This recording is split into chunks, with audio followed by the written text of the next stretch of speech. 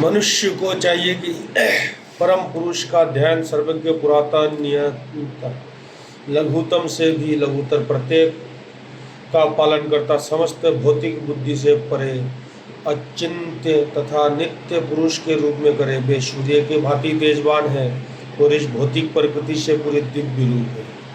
हर हर महादेव।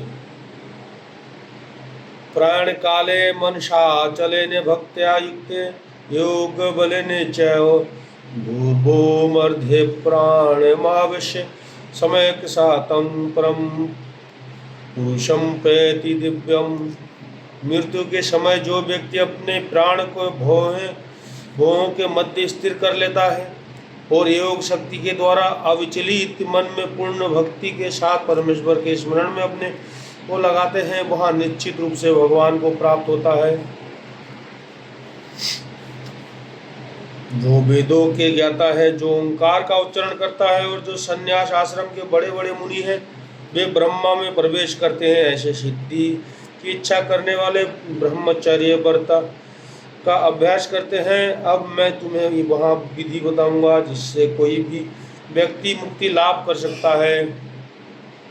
समस्त इंद्रिय क्रियाओं से विरक्ति को योग की स्थिति योग धारण कहा जाता है। इंद्रियों के समस्त द्वारों को बंद करके तथा मन को हृदय में और प्राणवायु को सिर पर केंद्रित करके मनुष्य अपने को योग में स्थापित करता है। इस योग अभ्यास में स्थित होकर तथा अक्षरों के परम संयोग योनि यानी ओंकार का उच्चारण करते हुए यदि कोई भगवान का चिंतन करता है और अपने शरीर का त्याग करता है तो वह निश्चित रूप से आध्यात्मिक लोगों को जाता है। हे अर्जुन, जो अनन्य भावों में से निरंतर मेरा स्मरण करता है उसके लिए मैं सुलभ हूँ, क्योंकि वहाँ मेरी भक्ति में प्रवृत्त रहता है। मुझे प्राप्त करके महापुरुष जो भक्ति योगी है कभी भी दुखों से पूर्ण इस अनित्य जगत में नहीं लौटते, क्योंकि उन्हें परम सिद्धि प्राप्त हो चुकी होती है। इस जगत में सर्वोच्च लोक से लेकर निम्नतम सारे लोग दुखों के घर है, जहाँ जन्म तथा मरण का चक्कर लगा रहता है। किंतु हे कुंती पुत्र, जो मेरे धाम को प्राप्त कर लेता है वहाँ फिर कभी जन्म नहीं लेता।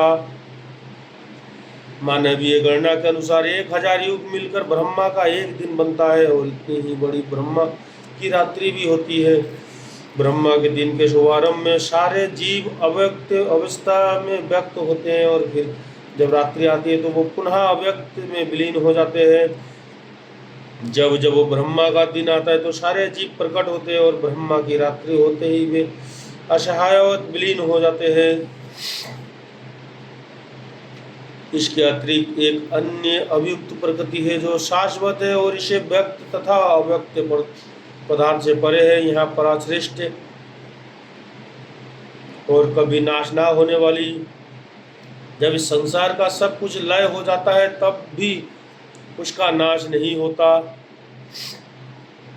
जिस वेदांती अपग्रत तथा अविनाशी बताते हैं, जो परम गंतव्य है जिससे प्राप्त कर लेने पर कोई वापस नहीं आता, वहाँ मेरा परम धाम है। भगवान जो सबसे महान है अनन्य भक्ति द्वारा ही प्राप्त किए जा सकते हैं। यद्यपि वे अपने धाम में विराजमान रहते हैं तो भी वे सर्वव्यापी है और उनमें सब कुछ स्थित है।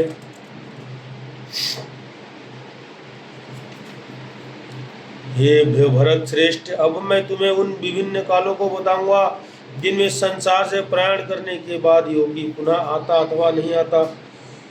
जो परम ब्रह्मा के ज्ञाता है वे अग्निदेव के प्रभाव में प्रकाश में दिन के शुभ क्षण में शुक्ल पक्ष में या जब सूर्य उत्तारण में रहता है उन 6 मासों में इस संसार से शरीर त्याग करने पर उस परम ब्रह्मा की प्राप्त करते हैं।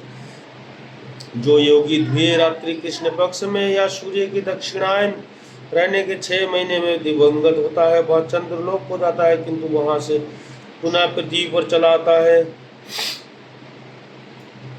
वैदिक मतानुसार इस संसार में प्रयाण करने के 2 मार्ग है, एक प्रकाश का तथा दूसरा अंधकार का।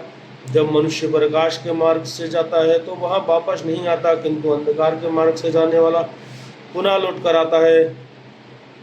हे अर्जुन, यद्यपि भक्तगण इन दोनों मार्गों को जानते हैं किंतु वे मोहग्रस्त नहीं होते, अतः तुम भक्ति में सदैव स्थिर रहते हो।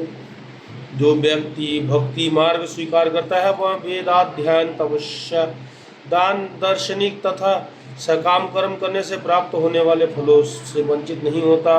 वह मात्र भक्ति संपन्न करके इन समस्त फलों को प्राप्ति करता है और अंत में परम नित्य धाम को प्राप्त होता है।